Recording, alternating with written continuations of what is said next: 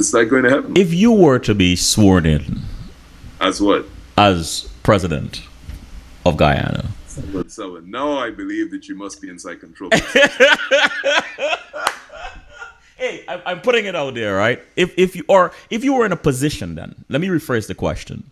If you were in a position to influence the way culture goes in Guyana, what can the Guyanese artists expect from you?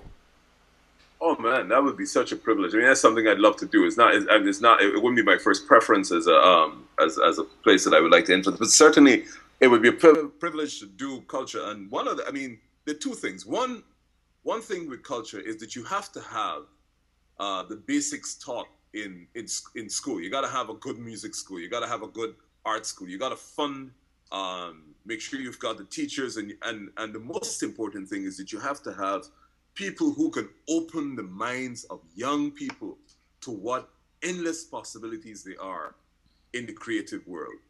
That's where I would really start for the young people, because that you got to nurture that spirit. You just don't wake up and discover you're an artist. You come to it as a result of various experiences, and unfortunately, because our educational system has reached the stage now where people do everything by rote, the last thing that you get is support for the arts. So nobody thinks about expanding their mind, interpreting what people look at every day in a totally different environment, and that's the beauty about the arts. So I do that. For the artists who've been around for a while, I would in effect ensure that we hire the experts who could translate their clear creative skills into some sort of financial viability, because most artists will tell you, especially in Guyana, but particularly in the Caribbean, is that they can't live on their art form. Now, we have produced some absolutely fantastic artists in the Caribbean. Guyana, unfortunately, because we don't have the studios, because we don't have the copyright protection, we don't have the intellectual property protection, and because we do not respect intellectual property, all of this is treated as if it's an appendage or something that is not worth spending time on.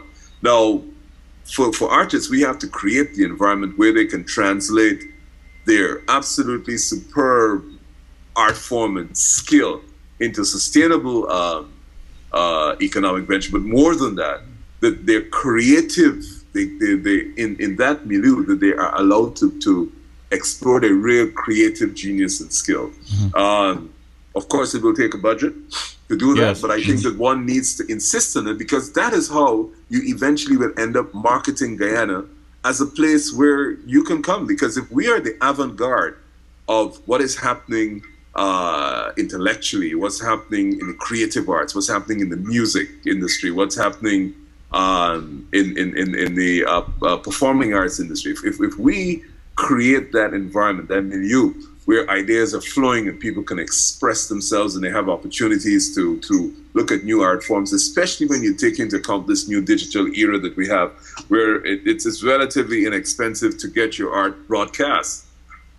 That, I think, would be a phenomenal experience. I mean, if you go back and look at Dennis Williams, you go back and look at some of the artists that we've created, imagine that in a contemporary society. Yourself, look, you write poetry. You're in the creative arts. Imagine if you had an environment where people came and listened and new ideas blossomed, and Ghana would be a totally different place. It would be a mecca of creativity.